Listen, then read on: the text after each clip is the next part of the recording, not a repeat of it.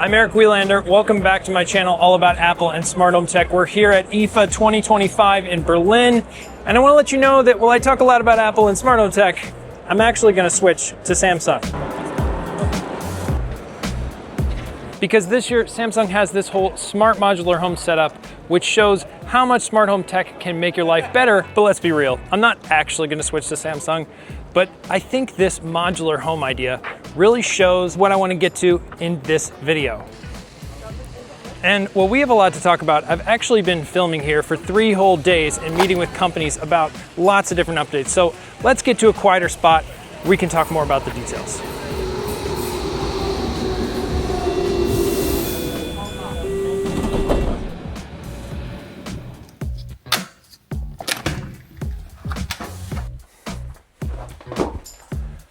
All right, we have a bunch of industry firsts or big milestones for companies making announcements here at IFA, including the first one, Valerion, who's actually sponsoring this video. Now, I first saw Valerion at CES earlier this year, and they have some really incredible projectors.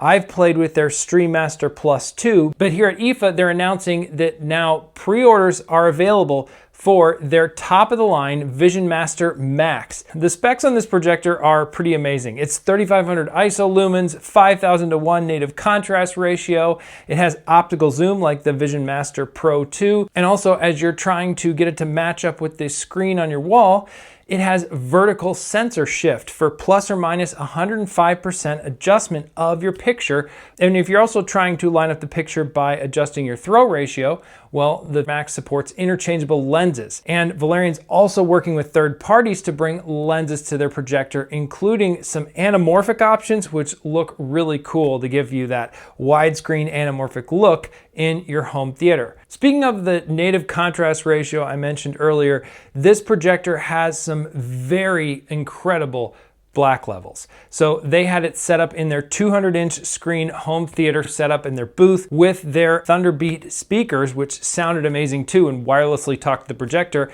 And the picture quality was just astounding. I was really blown away by how good the image looked. The pictures on the camera just don't do this justice of what great black levels you get from the Vision Master Max. Starting to ship the Vision Master Max, I think really feels like a climactic moment for Valerion, and they had a great press conference at their booth with their CEO and CTO talking about the journey it's taken of years of hard work to get to actually shipping this new projector. Very exciting news from Valerion, and thanks to them for sponsoring this video. Now, maybe for home theater lighting or somewhere else in your home, if you're looking for smart lights, Govee might be a good option to consider, and their permanent outdoor lights have been pretty popular. Govee, I think, was either the first or one of the first to do these kind of permanent outdoor lights that you can put under the eaves of your home and keep there and have different colors changing throughout the year. Not something I'm really into, but I know a lot of people love those lights, and they're taking them up a notch with new versions that have multiple LEDs inside, so it gives you more effects you can do with each light being able to project multiple colors at the same time. Govee also has a new version of their TV backlight with their camera that goes on top, which has now 3 HDR cameras. They also increased the LED density on the light strip going around the TV, which gives you more even and paired lighting with whatever you see on the screen. The tree floor lamp that they sent me earlier this year, which I love back in my studio in the US, is now shipping in Germany. And they were also showing off the pendant light that they showed at CES. It was here too, looks really nice, and that should be shipping later this year. And they also have a new version of their LED wall with increased light density as well, meaning more LEDs per square inch. And to show off a bunch of this stuff and how it could fit in your home, they made a really cool dollhouse that had a bunch of miniature lights inside of it. I just thought it was a really cool demo of just kind of a Govee life house. Moving on to ECOVACS, they had a huge set of announcements and a big press event right at the beginning of IFA. And the big thing from the vacuum side of this is the D-Bot X11 Omni Cyclone. Now, this is a new vacuum that represents a big step forward for ECOVACS and is really taking a lot of latest and greatest things and putting them all in one package. First of all, it's bagless. Now, this is the second generation of bagless technology from ECOVACS. They previously did it in the N20 Pro Plus. And so this means you don't have to buy more vacuum bags now. You can just empty the main container, just like a bagless standard vacuum. This vacuum also has a cool new technology called power boost charging. So kind of in the same vein of electric car fast charging, this vacuum can go back to its base and then fast charge the battery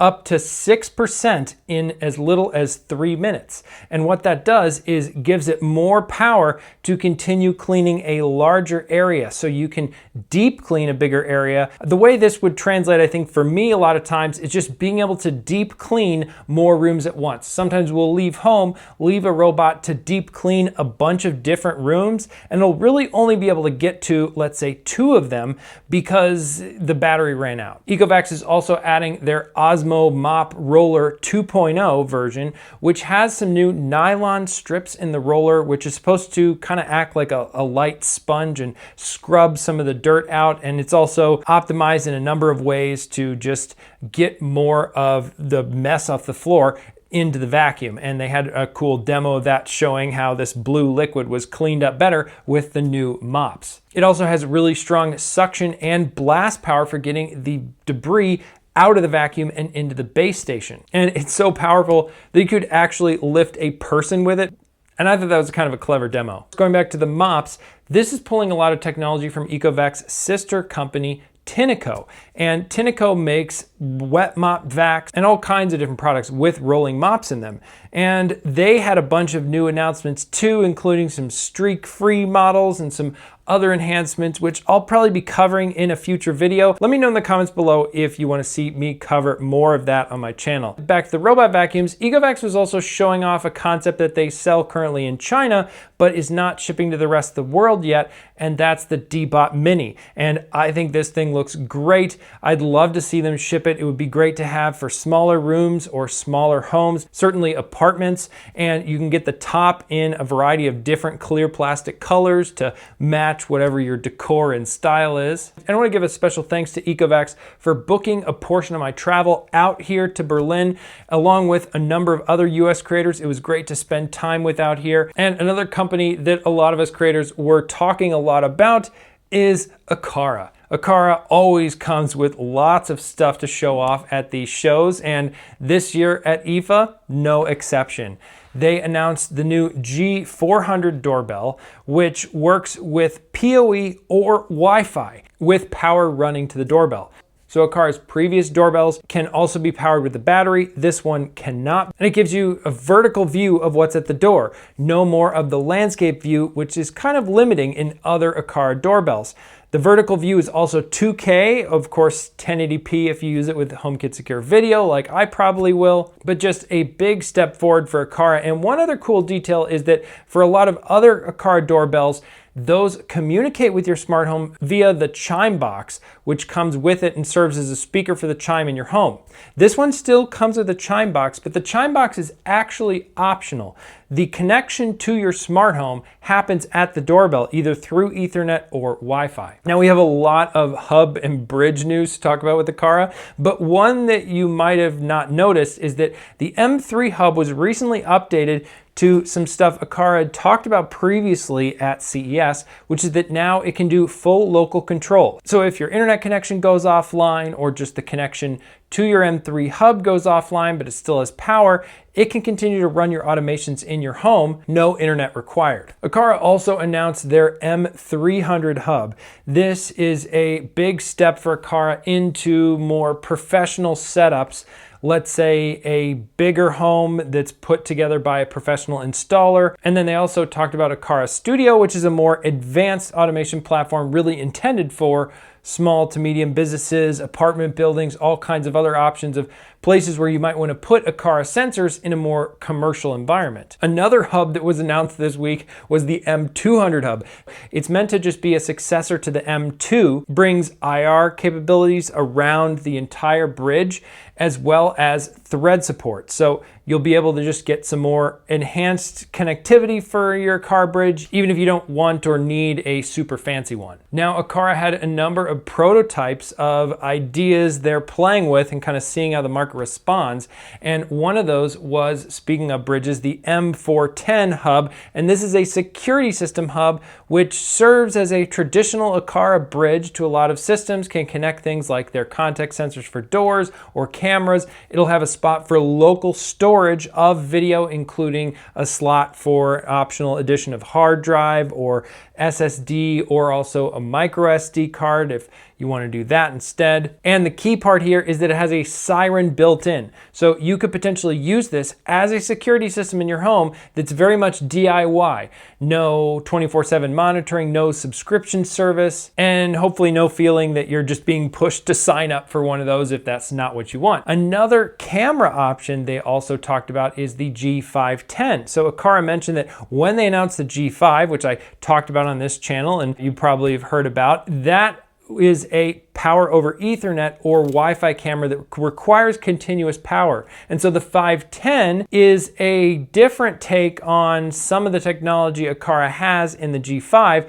but then with a solar panel on top to power it with a battery. And so you should get months of battery life, and it should be able to connect into Aqara's ecosystem as well as Apple, HomeKit Secure Video, etc. And bring some great features like Aqara's really good color night vision. Aqara also announced something coming later this year to their M3 and other sort of edge level hubs, so probably not the M200 or M2, but is this idea of a soft sensor. So what you'll be able to do is bind together multiple sensors in the Aqara app, and it'll turn those into one sensor that's visible to other Matter ecosystems like, let's say, Apple Home. And what that means is then Aqara will be stitching all kinds of data together from these different hubs and then determining if someone is in fact in a particular room. This could be really nice because doing these kinds of things on your own can be kind of complicated to set up and figure out what's the optimal setting for your home.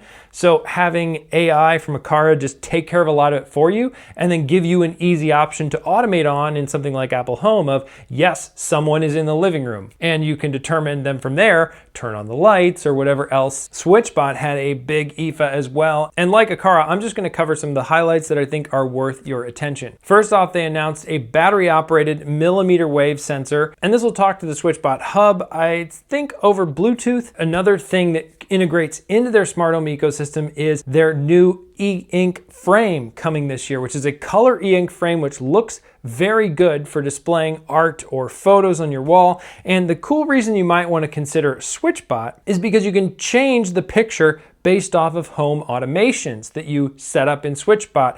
For example, if you open the curtains, maybe you want a different picture on the wall with a sun on it or something. SwitchBot also has a new Find My Alarm. The idea is if your child goes off on their own to different events or things, they'll have this little Find My keyring with them, which will help you know where they are. And then you can also pull a stopper out of it and it makes a very loud alarm in case of an emergency. Speaking of something young kids or really kids of all ages might like, the new Kata Friends robot companions that SwitchBot is going to be shipping later this year. Nico and Noah are these furry little creatures that can roll around your floor. They have screens for eyes, a camera for a nose, and then some other sensors around them to just react to what you're doing, understand where you are, want to be hugged, and show satisfaction from it. Think of it almost, it seems to me kind of like the 2025 version of a Furby. They're gonna have different outfits you can dress your Kata friend up in, and you'll also be able to customize the name of the robot inside of the SwitchBot app, which could be nice if you prefer a different name than Nico or Noah. Now, these look an awful lot like the TCL Amy companion bots that we saw at CES and were also here at IFA in force, but these are definitely fuzzier on the outside and a little bit different shape and I'm sure personality and things, so good to have a little competition in that market. Another robot that SwitchBot is making in sort of a new venture that's going to be more of a separate thing beyond SwitchBot is the AceMate tennis robot. And my friend and fellow YouTuber Shane Watley and I got to go out to some tennis courts near IFA earlier this week and try it out. It's really cool. It uses 2 cameras on the sides of the robot to detect what's going on the other side of the court and how you're hitting the ball. And it has omnidirectional wheels to move around the court, and then it will shoot balls out to you like a ball machine. It can do that at up to 70 miles an hour at different parts of the court, and so it can be moving around, so the ball can be coming from different places, going to different other places in the court, so you can work on different parts of playing tennis more than you could with a ball machine. And it's paired with an app that gives you a lot of detailed stats about your practice, where you were hitting the ball, maybe some areas where you could improve, sort of a AI coach companion, I guess you could say, for your tennis game. And there's different difficulty levels. Obviously, Shane and I were on the beginner level, but you can set it to more advanced levels. Could be a cool thing if you're lucky enough to have a tennis court in your backyard, or maybe something you'd rent at your local club. Now, I teased this at the beginning of the video, but Nuki, which I talked about earlier this year, they're a European lock company based in Vienna, Austria, and they've started shipping locks in the US. But now here at IFA, they demoed a new prototype version of their keypad, which works with Aliro NFC. Now, you might have heard of Aliro. It's the new lock standard from the CSA, the same organization behind Matter. And what it will enable is interoperability of locks between, let's say, Android phones, iPhones, and other things. So more phones can get tapped to unlock. It was really fun to see a live demo of this with an Android phone doing tap to unlock. And this could be really great if you live with people who use Android phones and iPhones in the same house. Unfortunately, though, it's not what I think a lot of people are excited for, which is the new Aliro ultra wideband standard, which will allow for interoperability in the same way, but with phones that have ultra wideband chips in them, so you can just walk up to your door and have it unlocked. So another company you might not think about when it comes to smart home tech, but is very much something you want to pay attention to if you use Apple Home and iPhone, and that's Aukey with their Mag Fusion Arc. So this is a new charging system from them that comes in 1 spot, 2 spots, or 3 spot sizes, and each little Qi 2 MagSafe spot also gets this battery that's an orb shape, and that orb also has another MagSafe Qi 2 spot on it to place your phone or other Qi 2 accessories. Now, the cool part is, if you're familiar with, iPhone has the ability to do standby mode if you put the phone on a MagSafe charger in landscape, right? So sideways. And that gives you all kinds of widgets to control your home, see other information. Basically, I think Apple's first take on a smart home display is really standby mode. And I've talked about that previous times on the channel. But the cool thing about this is because each little orb on this Aukey power station is a battery in and of itself, you can put this battery and phone on the charge station, get standby mode, use it there, no problem. But then you can also pick up the orb, take it to wherever you want in the house, and then you have this portable little smart home display coming around with you that gives you these easy controls while it's also charging your phone. And Aukey plans to ship this later this year. I'll certainly be talking about it on my channel. Now, Dreame had a lot of different things. I'm not going to go into too much detail here, but they had a new version of their robot arm they showed off at CES, which was really cool to see. It's picking up socks and doing lots of fancy stuff. They're moving forward with that. And they also had a great demo of their climbing stair technology, where a robot can go into this fancy system and then control it to move up the stairs or back down the stairs. So what about Samsung? We started the video talking about Samsung itself is really more of a collection of a lot of different companies. And this modular home that they had at IFA was a little bit more about showing off how they make modular homes and ship them around the world and to Europe. But there was also a side of it where they were showing off smart things and how much Samsung is really invested in the Matter smart home standard and getting all the smart home companies you know and love, like Eve and Aqara and Philips Hue, to work with them and make these great smart home solutions. They even had Ubiquiti Wi-Fi routers in the ceiling of this modular home. And it was a really cool tour. and something that really showed me how much Samsung is caring about the smart home in a way, at least publicly, Apple is not as much right now.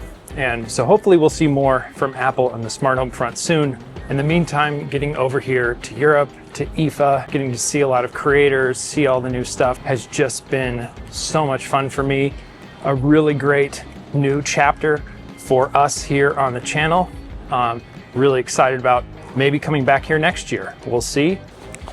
But now it's time to get back home to Chicago to my kids and wife, who have been amazing in living without me for 6 days, and I really miss them.